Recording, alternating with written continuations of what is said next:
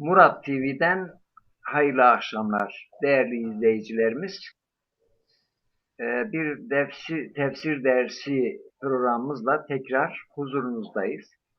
Malumunuz geçen haftaki dersimizde Maun suresinin ilk bölümünü incelemiştik ve ikinci bölümünü de bu hafta işleyeceğimizi duyurmuştuk.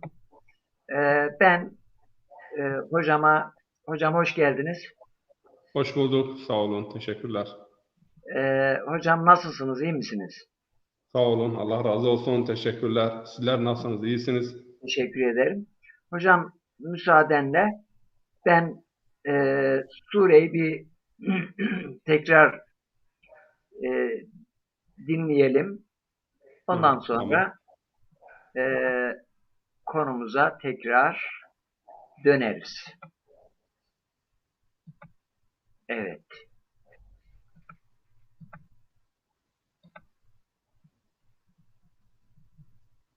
Bismillahirrahmanirrahim. أرأيت الذي يكذب بالدين فذلك الذي يدع اليتيم ولا يحض على طعام المسكين فويل للمصلين الذين هم عن صلاتهم ساهون الذين هم يراءون ويمنعون الماعون. Sadakallahul azim. Değerli hocam,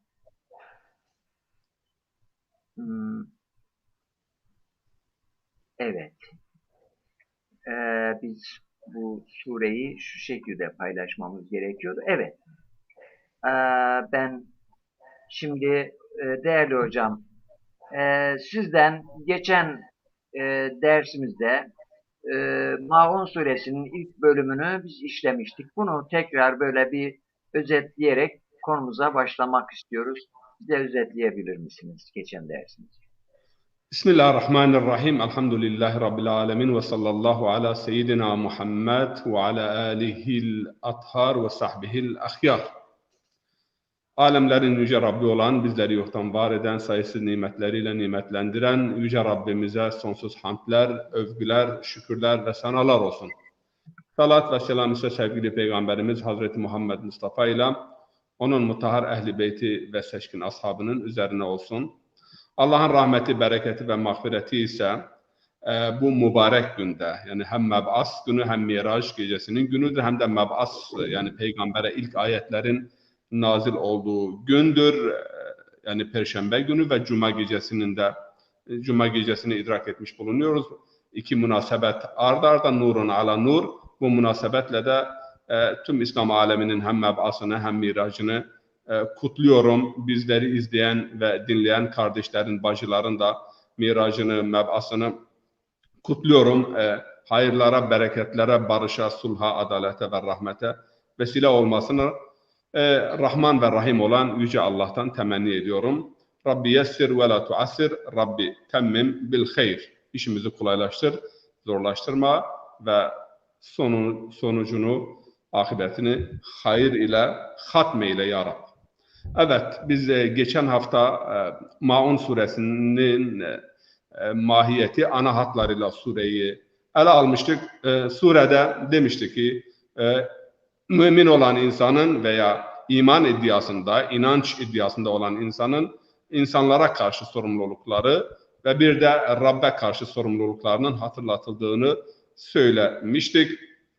Diğer taraftan din kelimesinin farklı anlamlarını arz etmiştik. Yani kanun anlamında, hukuk anlamında, mükafat anlamında, hatta yerin göğe karşı, yani din olarak adlandırıldığını söylemiştik. Çünkü göğe karşı borçlu adet, gelenek, ama dinin Latince olan, Latince değil, Samice olan veya Arabi, İbrani, Süryani, yani bu kökten türemiş olan bütün türevlerinde bir nevi borçluluk ve itaat vardır. Bunu biz hatırlatmıştık ve en önemlisinin de insanların kendilerini Rablerine karşı borçlu hissetmeleri. Zaten Yevmuddin'in bir anlamı da Allah-u Teala'nın verdiği nimetleri ve imkanlarından dolayı insanları ve kullarını tekrar sorguya çekmesi ve o borcun hesabını görmesidir. Hatta Kur'an-ı Kerim'de demiştik veya demedik, hatırlatma babında olsun. وَقَاتِلُهُمْ حَتَّى لَا تَكُونُ فِتْنَ وَيَكُونَ الدِّينُ كُلُّهُ لِلّٰهِ. Burada da din, yani borçluluk ve sorumluluk duygusu. Yani insanlar sadece Allah'a karşı kendilerini sorumlu hissedinceye kadar ve fitne, baskı, efendime söyleyeyim korkutma unsuru olmayıncaya kadar mücadele ediyorsa burada din, İslam sırf İslam olsun, İslam hakim olsun o anlamda değildir. Yani insanlar üzerinde baskı olmasın, insanlar hür iradesiyle karar alabilsinler ve kendilerini sadece Rabbe karşı sorumlu ve borçlu hissedebilsinler. Kıyamet günündeki mükafatın da din anlamına geldiğini söylemiş ve ondan sonra yetimlerin hakkına değinmiştik. Yetimin ihmal edilmemesi ve inandığını iddia eden, dine inandığını veya ceza gününe inandığını iddia eden, kendisini borçlu hissedebilen insanın sosyal sorumluluklarından birisinin de yetimlere, yoksullara, fakirlere yeterince ilgi ve alaka göstermeleri gerektiğini söylemiş. Eğer bir insan inançlı olduğunu iddia ediyor ve bunları yapmıyorsa bu yalan söylüyor. Zaten teması budur. Yani dini yalanlayanlar davranışlarıyla, hareketleriyle eylem ve söylem birliği olmayan insanlar yalancıdırlar. Ana tema budur. Yetimlerin İslam dinindeki yeri ve önemine de değindik. İslam dininin yetimhaneleri icat eden, Müslümanların yetimhane icat eden ve yetimlerin İslam tarihindeki hizmetlerine de büyük yetim şahsiyetler, evliyalar, alimler çıktığına da değinmiştik. Birçok peygamber de yetimlik yaşamıştır. Hatta burada bugünkü sohbetimizde ikinci bölümde değineceğim, yetim niye miskinden önce gelmiştir? Çünkü yetimlik bir nevi duygusal, yani şefkat yoksunluğu da var. Sadece maddi imkanlar değildir. Yetim olan bir insan merhamet, muhabbet, sevgi ve şefkate ihtiyaç duyduğu gibi tabii maddi himaye ve desteğe de ihtiyaç duymaktadır. Yani onun ihtiyacı fakir ve yoksulun ihtiyacının iki mislidir. Bunun için Peygamber Efendimiz'e de Vedduha suresinde Allahu Teala kendisine karşı olan lütufunu beyan ederken Vedduha vel leyli iza seca ma veddaka rabbuka ma qala ve lel ahiretu hayrun leke minel ula ve la sawfa yu'tika rabbuka fatarda fa emmel yetime fela takar ve emmel saile fela tenhar. Yani yetimi azarlama, sen de yetim idin, sen de muhtaç idin, okay? Ve ben sana sahip çıktım, yani şefkat, deden sana şefkat gösterdi, amcan sana şefkat gösterdi, seni yalnız bırakmadım bu yönden ve yok, yani varlığın da yoktu, malın da yoktu, ben sana sahip çıktım. Bu sureden de biz neyi anlıyoruz? Yani dedik ki Allahu Teala buyuruyor, yetimin velisi benim. Yani peygambere de burada Allahu Teala bu velayetini hatırlatıyor ve burada da yetimlik fakirlikten önce geliyor. Şimdi biz bugünkü sohbetimizde o miskin bölümüne değineceğiz. Yani bizde mesela miskin böyle kirli, pasaklı anlamında kullanıyor. Bu ayette geçen taamil miskin derken buradaki miskinin günlük hayatta kullandığımızın karşılığı nedir? Fakirle miskin arasında ne fark vardır? Ya miskin kelime kökü, kelimenin etimolojisine baktığımız zaman, köküne baktığımız zaman o zaman anlıyoruz yani ne manaya geldiği. Mesken ve miskin aşağı yukarı aynı köktendir. Mesken nedir? İnsanın sükunet bulduğu yer, hareket etmediği yer. Yani sakin olduğu, çalışmadığı, çabalamadığı, hareket etmediği yer, istirahat ettiği yer mesken oluyor. İsmi mekan.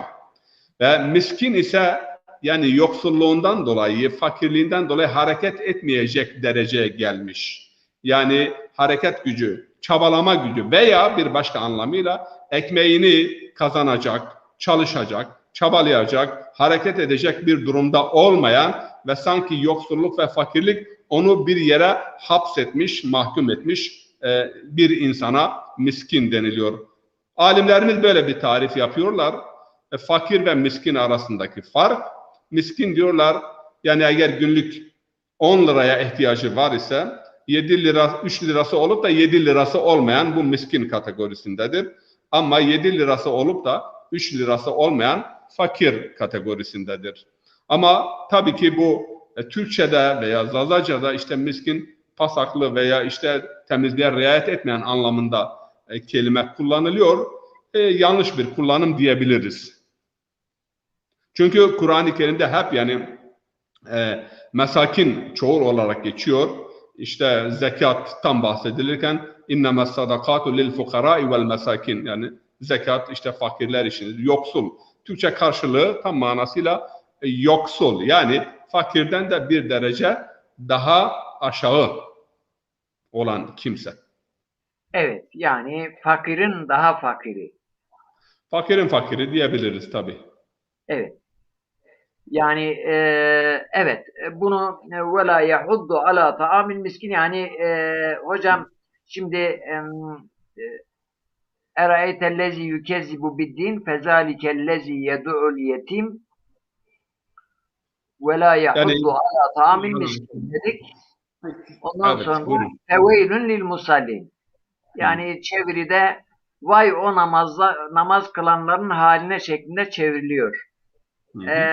Yani buradaki namaz musallin, yani namaz kılanlar olarak çeviriyoruz. Burada salat kelimesi namaz, bizim bu günlük 5 vakit kıldığımız namazın karşılığımızdır, yoksa daha başka manaları var mıdır? Türkçedeki namaz, Zazaca'da kullandığımız namaz, bunların hatta Kurmancı'da, Farsça'da kullanılıyor namaz. Bu namaz köken olarak hangi dilden bu dillere geçmiş? Bir de bu konuda yani konuyu anlatırken bunları da değinirseniz seviniriz hocam. وَلَا يَحُدُّ عَلَى طَعَامِ الْمِسْكِينَ, yani burada tabii ki işte teşvik etmeyen, kendisi yapmayan, yapmadığı gibi başkasının da ihtiyaçlarını gidermekte, bertaraf etmekte gevşek davranan ve bu konuya eğilmeyen kişiler, yani hitap bunlaradır. Tabii ki bunlar yani gönlü olmayan, derdi ve tasası olmayan, başkalarının derdini kendisi için dert edinmeyen, yani katı yürekli, zengin, varlıklı, burnu havada olan insanlara hitaptır. Tabii hitap hepimizedir yani. Çünkü muzari kalıbı kullanılmıştır. Yani bu her zamanda bu tip insanlar vardır ve insan eğer bir defa, iki defa böyle bir ihmal yapmış ise bu kategoriye girmiyor. Ancak bu ihmal istimrar kazanmış ise, süreklilik kazanmış ise, yani hiçbir ilgi ve alaka göstermiyor toplumun düşük seviyelerine. Çünkü birçok ayet-i kerimede biz o zamanki kudamanlara bakıyoruz.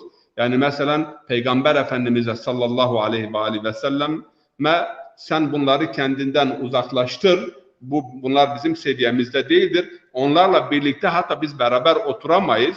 Bazen yer yer bu yaklaşımlar bugünkü Müslümanlar, insanlar arasında da olabilir.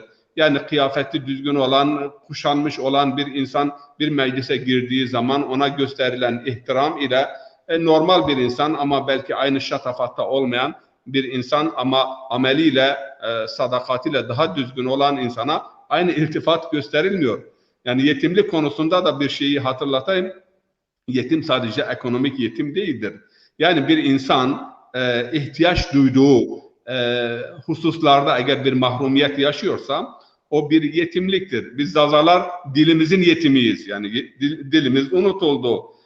Kürtler bu ümmetin yetimidir. Yani yetimlik farklı şekillerde olabilir. Benim ihtiyacım neye var ise, yani Alevi toplumu açık ifade ediyorum. Yani Ali Beyt'in yetimleridir. Çünkü o mariften, o bilgiden yoksun kalmışlardır. Efsanelerle, hurafelerle yani şey yapılıyorlar, meşgul ediliyorlar. Yani o Ehl-i Beyt-i Resulullah'a intisap iddiası var ama o mariften mahrumiyet bir yetimliktir. Yani bunu da bilmemiz lazım. Gelelim şimdi yine Kehf suresinde bir ayet-i kerime var. Çok önemli. Bakın o kodamanların durumunu yansıtıyor ve bugünkü kodamanlara da bir ayna veya bir ışıktır. Yani onların şahsında kendinizi görün. Kendinizi görüp tanıdığınız zaman kendinize çeki düzen verme imkanı doğabilir size. Ayet-i kerime ne diyor? Bismillahirrahmanirrahim. Vasbir nefseke ma'allezine yed'una rabbahum bil gadati vel işi. Yani yuriduna veşhehu ve la ta'du aynake turidu zinetel hayatid dünya ve la tuti' men aghfalna kalbehu an zikrina vetteba havahu. Yani peygambere hitaben. Ey peygamber, sen sabah akşam Allah rızası için zikir eden, tesbih eden ama düşük olan insanlarla birlikte ol. Onlarla birlikte hayatın sıkıntılarına göğüs ger. Sakın ha sakın bir dünya menfaati veya bir dünya tamağı veya bir dünyalık yüzünden bunlardan sen gözlerini başkalarına çevirmeyesin. Yani kalpleri bizim zikrimizden gafil olmuş veya zikrimizden gafil kıldığımız insanlara meyil etmeyesin ki onlar kendi heva ve heveslerine tabidirler. وَاتَّبَعُوا وَكَانَ اَمْرُهُ فُرُطًا ve işlerinde de aşırılık, yani savurganlık yapıyorlar, aşırılık yapıyorlar, heva ve hevese tabidirler, başkalarına tepeden bakıyorlar. Sakın ha sakın peygamber, sen onların hatırına bu düşkün olan ama Allah rızası için ibadet edenler, tesbih edenler sabah akşam sen onlarla birlikte ol. Bu bizim için de böyle. Şimdi burada bu sureyi anlayabilmek için tabii ki Vel Fecr suresindeki ayetleri de bilmek lazım. Diğer küçük sureler, yani küçük sureler aslında dal budak salmıştır Kur'an-ı Kerim'in diğer farklı sure ve ayetlerine. Mesela Vel Fecr suresinde de yine aynı benzer bir ifade kullanılıyor.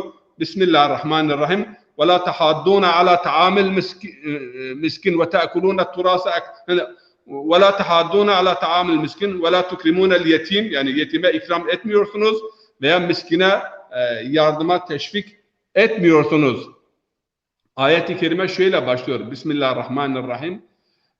فَأَمَّا الْاِنْسَانُ اِذَا مَبْتَلَاهُ رَبُّهُ فَأَكْرَمَهُ وَنَعَّمَهُ فَيَقُولُ رَبِّ أَكْرَمَنِي وَاِذَا مَبْتَلَاهُ رَبُّهُ فَقَدَرَ عَلَيْهِ رِزْقَهُ فَيَقُولُ رَبِّ أَهَانًا كَلَّا بَلْ لَا تَحَاضُّونَ عَلَى يَتِيمٍ كَلَّا بَلْ لَا تَحَاضُّونَ الْيَتِيمِ. Okay. Yani insan kendisine bir ikram Allah tarafından yapıldığı zaman, yani bunu takdir eder, sevinir, hoşlanır ama biraz rızkı daraltıldığı zaman veya biraz yani ayar aşağıya çekildiği zaman hemen Allah beni terk etti, sızlamaya, ağlamaya başlar. Ama ayetin devamında deniliyor ki yani siz de sahiplendiniz ama başkalarına vermiyorsunuz. Yetime ikram kelimesinden bahsediyor. İkram etmiyorsunuz. Gelelim. Ve la tahadduna ala ta'amil araytellezi yukezzibu biddin fezalikellezi yedul yetim ve la yahuddu ala ta'amil miskin feveylun lil musallin. Burada şimdi gelelim, yani musallin, salat. Yazıklar olsun. Burada namaz kılanlar denilmiştir. Burada namaz değildir. Namaz burada ibadettir. Neden? Çünkü Kur'an-ı Kerim'de bizim fıkhi anlamda bildiğimiz namaz kelimesi, salat hep ikame ile gelir veya zikir ile gelir veya tesbih ile gelir. Yani yanında başka vasıflarla birlikte gelir. Akimus salat veya mesela zikir veya tesbih, ama mutlak anlamda musallin, yani bizim anladığımız anlamda namaz değildir. İbadet edenler, ibadet ettiğini. Çünkü namaz kelimesi farklı anlamlara geliyor Kur'an-ı Kerim'de. Bir, namazın manası, yani sala, insanı ayakta tutan, yani kelime köküne baktığımız zaman insanı ayakta tutan omurilik, yani bu sırt kemiği var ya, omurilik insanı dimdik tutuyor. Kelimenin kökü oradan geliyor. Sıla. Daha geriye gittiğimiz zaman Latinceden geliyor kelime. Arapçaya geçmiş. Saluta. Saluta yani resmi geçit, askeri geçit, askeri selam, düzen ve intizam, hürmet, saygı, boyun eğme ve tazim. Bu anlamlarda geliyor. Bugün de Avrupa'yı dillerde Yani sabah resmi geçit yapar içtima askerler, ona saluta denilir. To salute. Selamlamaya da salut diyorlar. Salut. Evet, salut yani oradan selam, tabii bu kelime kimilerine göre Süryanice'den geçmiş, efendime söyleyeyim Arapçaya, ama Latinceden geçme ihtimali daha büyüktür. Arapça dediğimiz gibi bu omurilik, yani insanı ayakta tutan omurilik kemiğine de veya omuriliğe de sıla denilir. Kur'an-ı Kerim'de salat çağrı anlamında da kullanılmıştır. Mesela Hud suresinde Hz. Şuayb kendi kavmine ya teraziyi eksik tutmayın, tefecilik yapmayın, efendim dolandırıcılık ticari anlamda yapmayın dediği zaman kavminin ona karşı cevabı ne oldu? Ya Şuayb, yani as-salatuke te'muruke en netruku ma ya'budu abauna ve en nef'al fi emvalina ma neşâ. Yani inşallah doğru okumuşumdur ayeti kerimeyi. Yani senin namazın mı bize bunu emrediyor? Yani çağrın. Senin çağrın mı bize babalarımızın ibadet ettiği hususları terk edip mallarımızda istediğimiz şekilde hareket etmekten el etek çekmeyi, senin çağrı, burada davet anlamındadır namaz. Veya namaz mesela kilise anlamında da salavat. Bismillahirrahmanirrahim. وَلَوْلَا دَفْعُ اللّٰهِ النَّاسَ بَعْضٌ بِبَعْضٍ لَهُدِّمَتْ سَوَامِعٌ وَبِيَعٌ وَصَلَوَاتٌ وَمَسَاجِدٌ يُذْكَرُ فِيهِ اسْمُ اللّٰهِ كَثِيرًا. Yani eğer Allahu Teala yani bazılarının şerrini bazılarıyla def etmemiş olsaydı, Allahu Teala'nın isminin bol bol zikredildiği manastırlar, havralar, kiliseler, efendime söyleyeyim, bunlar yok edilmiş olacaktı. Burada salavat kelimesi havra için, yani Yahudilerin efendime söyleyeyim dini ibadetlerini yerine getirdiği mabet veya ibadethane için salavat kelimesi kullanılıyor. Tabi bundan hareketle bazıları bu surenin son 4 ayeti Medine'de nazil olmuştu. Çünkü Mekke'de daha namaz farz kılınmış değildi. Ama burada veylun lil musallin, yazıklar olsun o namaz kılanlar şeklinde tercüme edildiğinden dolayı, halbuki burada yazıklar olsun o ibadet edenler anlamında. Musallin, salat, ibadet genel, çünkü genel anlamda. Şöyle bir mesela eraeytellezi yükezzibu biddin, dini yalanlayan bir grup var. Başta onlara dikkat çekme var. Onların özelliklerini sayma var. Ama geri dönülüyor. Bu defa namaz kılanlara da uyarıda bulunuyor. Yani sanki şöyle denmiş gibi. Evet, onlar o dini yalanlayanlar şöyle özellikleri var ama namaz kılanlardan da bu kıldık yani salat anlamında ibadet edenler de yaptıkları ibadetlerin şuurunda olmayarak ibadet edenlerin de vay haline. Surede hocam bir bütünlük var. Yani surenin bütünlüğü içerisine baktığımız zaman şimdi cümle zaten bir taaccub, yani ilginç değil midir? Taaccub aver değil midir? Yani taaccuba şayan değil, eraeyke, yani bu ilginç bir şeydir. Bir taraftan ibadet iddiasında bulunuyorsunuz, dindarlık iddiasında bulunuyorsunuz. Diğer taraftan şunu yapmıyorsunuz ve şu vecibeyi yerine getirmiyorsunuz. Bu nasıl olabilir? Bu nasıl ibadetle bağdaşabilir? İmanla bağdaşabilir? O öncekiler de yani inançları vardır. Çünkü Kur'an-ı Kerim diyor mesela onlar ma kana salatuhum illa mukaan ve tasdiyeten. Yine orada salat, yani onların ibadetleri ıslık çalmak, efendime söyleyeyim el çırpmak gibi bir şeydi. El çırpmak ve ıslık çalmak ve bazı teraneler okumak ve çıplak beytin etrafında dönmekten ibareti. O namaz değildir, yani şer'i namaz. Bir arkadaşımızın orada bir sorusu oldu. Soruları son bölümde bir 5 dakika soruları ayıracağız inşallah. Oldu mu hocam? Evet, bu arada da duyuruda bulunalım hocam, sözünüzü bölmeden söyleyeyim. Bu tefsir dersimizin Türkçe bölümünden sonra programımızı sonlandırdıktan sonra bir yarım saat sonra yani takriben 9, 10, 10'u çeyrek geçe Zazaca, aynı dersimizi Zazaca olarak tekrarlayacağız inşallah. Bunu da buradan duyurmuş olalım. Buyurun hocam. Evet, Fevaidül Musallin'de kalmıştık hocam. Orada devam ediyoruz.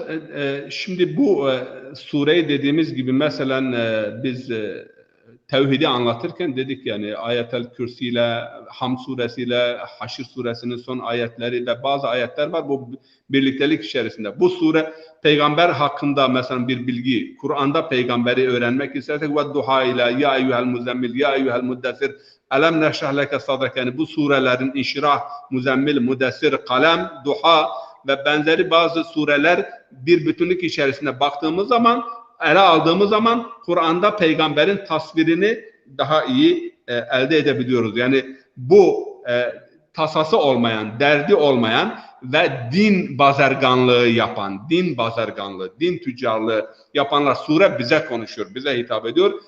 Bunları da anlamak için bu sureyi, Tekasür suresini, Hümeze suresini ve hatta Kureyş suresini ve diğer bazı ayetler var. Bunları yan yana getirerek bir bütünlük içerisinde ele aldığımız zaman çok mükemmel bir tablo elimize geçer. Şimdi burada yani yine yeni genç dindar görünüp de dini istismar eden, dinin ruhuna hareket etmeyenlere de uyarı vardır. Uyarı geneldir diyorsunuz. Tabii uyarı zaten bunlaradır. Yani dindarlık iddiasında bulunup yani ne Allah'a karşı görevini yerine getiren ne insanlara karşı görevini yerine getiren ve Allah'a karşı görevini de insanlar görsünler diye yerine getiriyorlar. İnsanlara karşı görevini de hiç yerine getirmiyorlar. Buna da dindarlık diyorlar. Şimdi devamına gitmeden bu namaz kelimesini de yani bir bakalım yani namaz kelimesi nereden geliyor? Türkçe'de niye Arabi kelime alınmamış? Salat kelimesi yerine namaz kelimesi.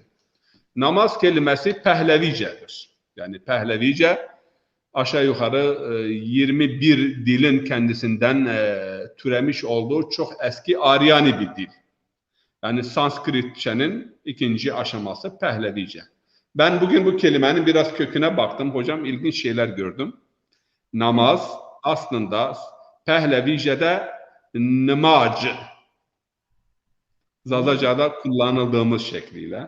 Sonra nımac olmuş. Bugün Kürtçe'de kullanılan şekliyle nımej. Sonra olmuş nımak. Sonra olmuş namaz. Namaz Pehlevice'den sonra Farsça'ya, Zazaca'ya, Türkçe'ye, parçaya, Türkçe'ye de geçmiş namaz olarak ama namaz halini alıncaya kadar nımej ve nımac, önce nımac, sonra nımac olmuş, nımej de değil nımac. Ondan sonra nımak, İslam İran'a gittiği zaman hayy alen nımak hatta diyorlardı bir zaman ezan okunurken, namaka gelin, yani nama, sonra olmuş namaz. Namaz ve niyaz zaten kelime iştikakul lugat kuralından yaklaştığımız zaman yani kök bir harf değişiktir. Arz-ı hacet, arz-ı niyaz etmek, ihtiram etmek, tazim etmek, temizlenmek ve eğilmek anlamında kullanılıyor. Ve kelimenin kökü de nim. Nim yani eğilmek. Nimitik dediğimiz Türkçe Zazaca'da işte eğerek yani gizlenmek oradan kelime kökü oraya kadar dayanıyor. Tabi namaz içerisinde taharet ve temizlik de vardır. İslam Horasan'dan, İran'dan Anadolu'ya geldiği için Horasan erenleri ve pirleri Anadolu'ya İslam'ı getirdikleri dolayı birçok ibadi kavram Türkçe'de de olsun tabii ki İrani dildendir. Yani namaz, abdest, niyaz, dergah, tekye işte derviş benzeri kavramlar Farsçadan veya Aryani dillerden, Pehlevice'den, Parçadan ki Zaldacan'ın da kökü oraya dayanıyor. Oralardan gelmiştir ama Evet, aşağı yukarı aynı mana. Bu İslam'ın 5 şartından 3'ü ben geçen dikkat etmiştim. 3'ü Aryan kökenli kelimedir. Oruç, namaz, Hı. bir tane daha vardı. Oruç, Abi, namaz. hayır. Evet, pardon. Bir de abdest var. Abdest. Abdest önemli. O da Aryan kökenli. Yani bu Hı. en çok kullandığımız kelimeler hep Aryan kökenli olarak bu bölge dillerine geçmiş. Evet hocam. فَوَيْلٌ Biz لِلْمُصَلِّينَ اَلَّذ۪ينَ هُمْ عَنْ صَلَاتِهِمْ سَاهُونَ اَلَّذ۪ينَ Hı. هُمْ يُرَاءُونَ وَيَمْنَعُونَ الْمَاعُونَ. Şimdi ellezinehum an salatihim sahun, yani namazlarını ihmal, ibadetlerini ihmal edenler. Veya tercümelere baktığımız zaman namazlarını ihmal eden. Ama burada an ifadesi kullanılıyor. Fi değil. Arapçayı bilenler bilir. Yani ellezinehum fi salatihim sahun demiyor. Ellezinehum an salatihim sahun. Birinci anlam şudur. Yani ibadetlerinin ruhundan, maksadından ve manasından gafil olanlar. Niçin ibadet ettiklerini bilincinde ve şuurunda olmayanlar. Yani ibadet Allah'a karşı bir görevdir ama Allah'a karşı olan bu görev tekmili insanlara karşı olan görevimizi yerine getirdiğimiz zaman gerçekleşmiş oluyor. Eğer bir insan sabah akşam namaz kılıyor ise, ibadet yapıyor ise ama sosyal konularda pasif ise, ilgi duymuyor ise, burada yeri gelmişken Resul-i Ekrem Aleyhisselatü Vesselam'ın bu hadisini de hatırlatmam gerekir. Sevgili Peygamberimiz buyuruyor ki: "Men asbaha ve lem yehtemme bi umuril mu'min veya bi umuril muslim fehuve leyse bi muslim." Yani sabahlayıp akşamlayan, ancak müminin derdiyle veya Müslümanın derdiyle veya insanın derdiyle dertlenmeyen, başkalarının dertlerini kendisine dert edinmeyen insan bizden değildir. Surede yani bu hususu bize hatırlatmaktadır. Salat dediğimiz gibi düzeltiyor. Bakın omurilik kemiği gibi. Akimus salat denildiği zaman topluma bir istikamet vermesi lazım. Ferde bir istikamet vermesi lazım. Eğer namaz ferde bir istikamet vermiyor ise, topluma bir istikamet vermiyor ise, bir toplumda eğer namaz kılınıyor ama namazın icapları yerine getirilmiyor ise, bir, toplumda ahlaksızlık, fesat, munkirat hakim ise veya fert olarak bir fert namaz ehli ise ama öte yandan yani ahlaksızlık var ise, dolandırıcılık var ise, tefecilik var ise, yani bu namazı kıyamet gününde peygamberin ifadesiyle yani bir eski çaput, yani bir paçavra gibi kendi yüzüne vurulacak ve namazınla birlikte cehenneme git. Çünkü sen bu namazı zayi ettiğin gibi namaz dahi beddua edecektir ki Allah seni zayi etsin.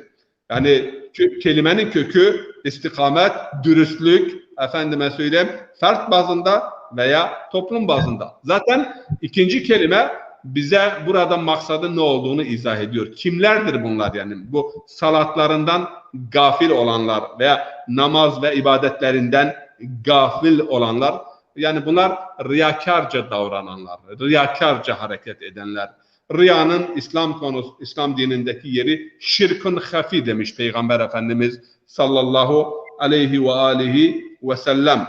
Yani şirkun hafi, gizli bir şirk veya birçok hadis var yani bir kul diyor eğer yaptığı bir ibadette başkasının nazarını ve teveccühünü dikkate almış ise Allahu Teala kıyamet gününde der ki ben adil bir şerikim. Benim için ne kadar yapılmış ise o kadarının mükafatını benden alırsın. O feltemiz gayri eğer benim dışında başkası için sen ibadet yapmış isen o zaman git onlardan yani talep et.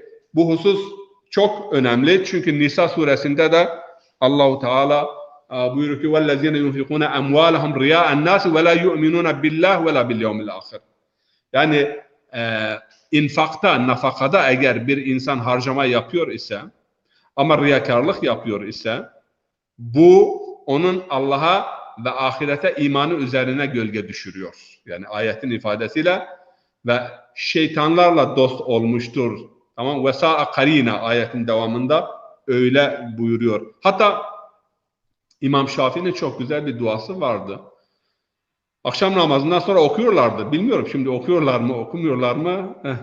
O Allahümme ecirna minen nar. Ondan sonra Allahümme ecirna miner riyai ve sum'ati vel ucbi vel fakr. Orada 4 tane kavram var. Bu 4 kavram çok önemli. Ya Rabbim, yani sana sığınıyoruz. Hangi hususlarda sana sığınıyoruz? Miner riya, riyakarlıktan sana sığınıyoruz.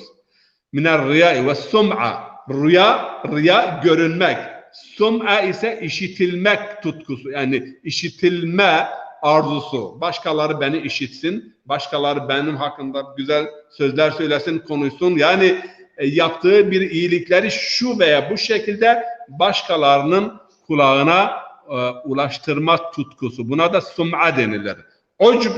Ucb nedir? Kişinin kendi kendisini beğenmesi. Ve bu konuda da hadislerimiz var. Kefa bil mer'i cehluhu i'cabuhu bi nefsihi. Yani bir insanın kendi kendini beğenmesi kendisine cehalet olarak yeter. Ve fahr ise başkalarına karşı böbürlenmek, gururlanmak, kendini başkalarına karşı üstün görmek. Birçok insana yani bu rezalet bu ve şu şekilde bulaşabilir. Çok kötü psikolojik hastalıklardır ve hakikaten İmam Şafii'nin bu duası ve bilhassa yani bu bölümü çok ilginçtir. Çok. Niyet İslam dininde biliyorsunuz ki çok önemlidir. İnnemel a'malu bin niyyat. Yani temiz bir niyet ile, sadık bir niyet ile bir az da olsa bir hayır işlenmiş ise Allah bunu çok olarak kabul eder. Ve duamız vardır. Ya Rabbim, okay, az amelimizi çok kabul et. Okay.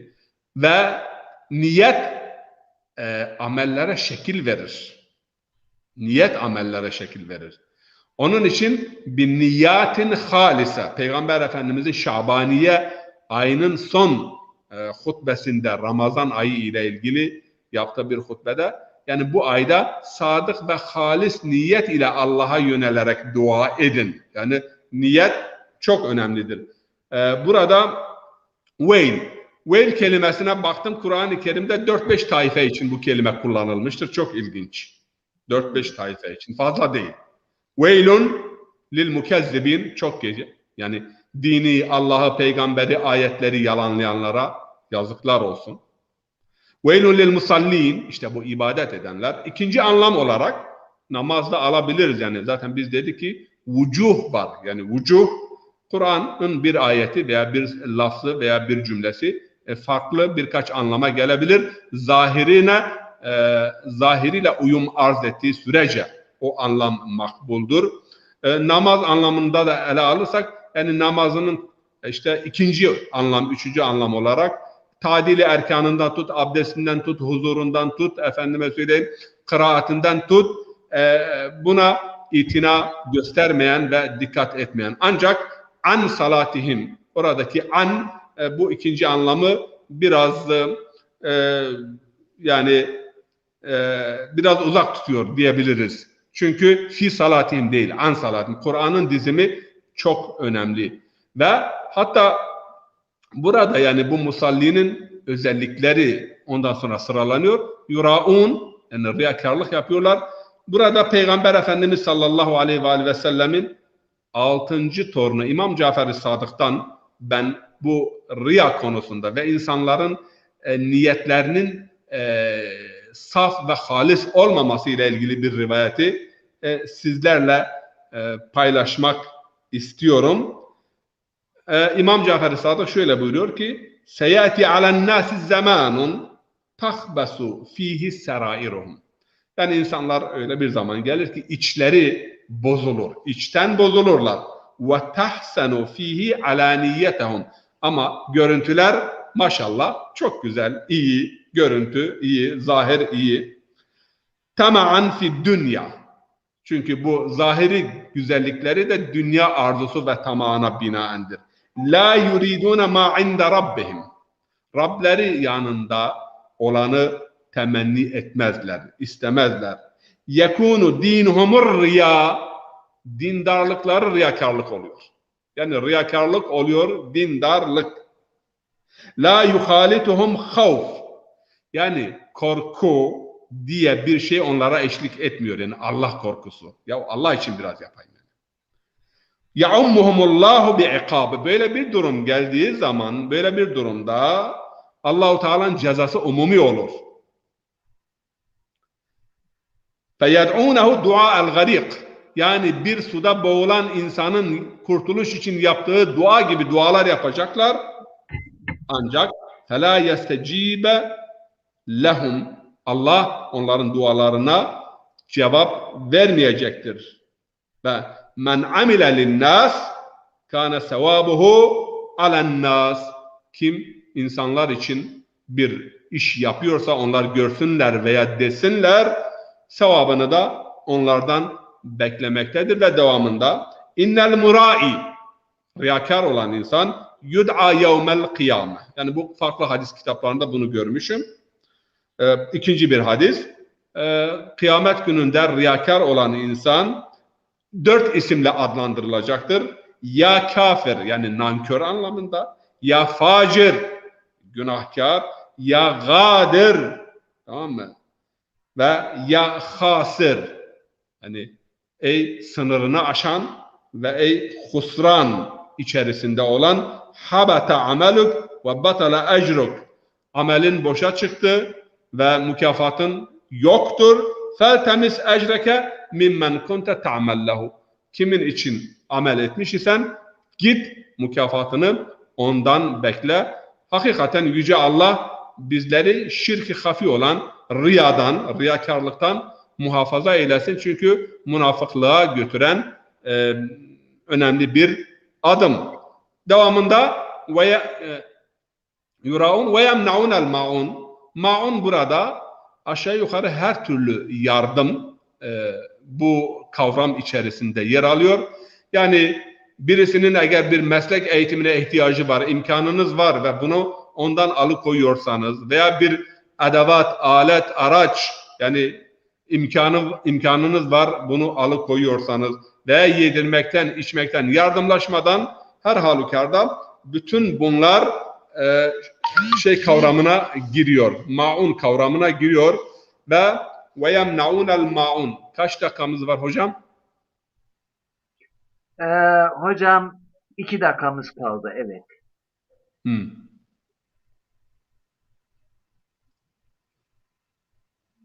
Allah muhafaza etsin Nihat hocam. Hakikaten herkes yani başını yastığına koyduğu zaman yani ne kadar ben Allah rızası için işlemişimdir, ne kadar işin içerisinde desinler var, görsünler var. Bu çok önemli. Yani önemli bir husustur. Her namazdan da bilhassa akşam namazlarından sonra da bu duaların tekrar edilmesi gerektiği kanaatindeyim ben şahsen. Büyük Evet. yani riyakarlık hem ferdi ve hem toplumsal büyük bir hastalıktır yani. Bir insan eğer görünmek için yani Allah, o zaman onun Allah ile ilgili inancı nakıstır. Ahiret ile ilgili, hesap kitap ile ilgili yani imanında eksiklik ve noksanlık vardır. Kendisini yani o ayet-i kerimenin ifadesiyle aminu işte. Yani tekrar imanını yeniden bir gözden geçirip tazelemesi lazım. Evet hocam. Hocam konumuz bittiyse 2 tane soru vardı, böyle kısa Buyurun. cevap verirseniz seviniriz. Birincisi, din ve felsefe birbirine zıt olgular mıdır? Dini felsefe olur mu? İkinci soru da Bilal Bey'in, hocam salat sadece namaz mıdır demiş, bu 2 soruyu. Ya bunu dedik, salat sadece namaz değildir. Salat davettir, salat çağrıdır, salat ibadettir, salat efendime söyleyeyim dediğimiz gibi havra için de yani salat kelimesi kullanıyor. Salavatun 5-6 ya 8 anlamı vardır ama hatırladığım kadarıyla şimdi 4-5 tane anlamını hatırladım ama kelimenin kökü dediğimiz gibi sıla ise omurilik yani insanı ayakta tutan, dimdik tutan ve namaz da eğer toplumu ferdi dimdik ayakta tutuyorsa, dürüst yapıyorsa, istikamet veriyorsa o namaz yerini bulmuştur. Ama Kur'an'da salat yani fıkhi anlamdaki namaz yani 5 vakit namaz vakitle gelir. Yani vakti bellidir. Mesela salatul vusta, salatul işa ve akimis salat li duluki şems ila gasakil leyl ve Kur'anel fecr İsra suresinde işte namazı kıl şu 3 tane temel vakitten orada ayet bahsediyor. Zikir, tesbihle birlikte geliyor namaz ama 6-7 tane en az tam 8 tane anlamı var Kur'an-ı Kerim'de ama şimdi ben anladım bu 5-6 tanesini ben hatırlayabildim. Hafızam bana bu kadar yar oldu. Evet, Diğer hocam. soru neydi hocam? Felsefe ile ilgili. Evet. Şimdi felsefenin konusu, dinin konusu ayrı, felsefenin konusu ayrı. Ama tabii ki felsefe ve dinin örtüştüğü yerler vardır. Ayrıştığı yerler vardır. Felsefenin asıl teması varlık ile ilgilidir. Yani varlık üzerinde akıl yürütmek. Bilinen ve bilinmeyen yani delillerden, tamam mı? Sabit delillerden, yani tespit edilmiş deneysel delillerden ve tespit edilmemiş ancak akli varsayımlarla hareket ederek varlığın başlangıcı, varlığın nihayeti, varlığın amacı ve sonucu yani başlangıç ve sonuç felsefe bunu mesela insanı ele alırken felsefe işte akli delillerden ve akli gözlemlerden hareketle insan için bir takım yani hedefler takdim ediyor. Ama dinin konusu ise daha fazla bu dünyada mükellefiyete yönelik insanın insana iyilikleri, güzellikleri takdim eder. Halal ve haram dediğimiz İslam da hayatın felsefesi hakkında ayetleri vardır. Niçin, nereden geldik bu konuda? Burada din ile felsefe örtüşüyor. Din de nereden geldiğimizi, nereye gideceğimizi ve niçin bu dünyaya geldiğimizi dinin kendine göre metodu vardır. Ancak İslami felsefe diye bir felsefe de vardır veya dini felsefe. Yani Müslüman filozoflar Kindi olsun, Farabi olsun, İbn Rüşd, İbn Mesgüey ve İbn Sina gibileri Yunanlıların geliştirdiği akli metotlarla veya akli delillerle dini önermeleri veya dini itikadi hususları delillendirmeye ve taşlandırmaya çaba göstermişlerdir. Dediğim gibi felsefeyle dinin örtüştüğü ama ayrıştığı hususlar vardır. Ve felsefe akıl yürütmektir. Felsefeyi bilen bir insan aklı iyi kullanabilir. Yani bu kadarını söyleyebilirim. Hikmet ile felsefe aynı şey midir? Hikmet, şimdi hikmet için hocam 18 tane kavram, 18 tane tanım yapılmıştır. Hikmet. Yani bir iki tane tanımını ben sizlere, bazılarına göre sebep sonuç arasındaki ilişkileri betimleme. Veya bir başkalarına, başka tanımlara göre akli muhakeme gücü. Yani salim bir bilgiye, güvenilir bir bilgiye dayanarak aklın muhakeme gücünü pekiştirmek, yani buna hikmet denilir.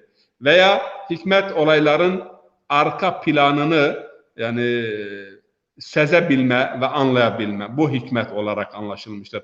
Fıkıhta veya dinde baktığımız zaman hikmet için dinin ameli hususlarına hikmet denilmiştir. Abdest, namaz, oruç için ve dinin temel hükümlerine ise kitap anlamında, yani Allah'a, peygambere iman, bunlar kitap ve yuallimuhumul kitabe vel hikme.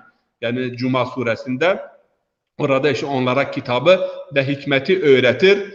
Kitaptan maksat dinin temel esasları, ve hikmetten maksadında tamamen dinin fer'iyatı, yani abdest, namaz, oruç ve benzeri hususlar hikmet olarak tanımlanmıştır. Veya bilinenden bilinmeyene doğru bir seyir, izleme, hareket, buna da hikmet Evet. olarak Bir Eymen söylenmiştir.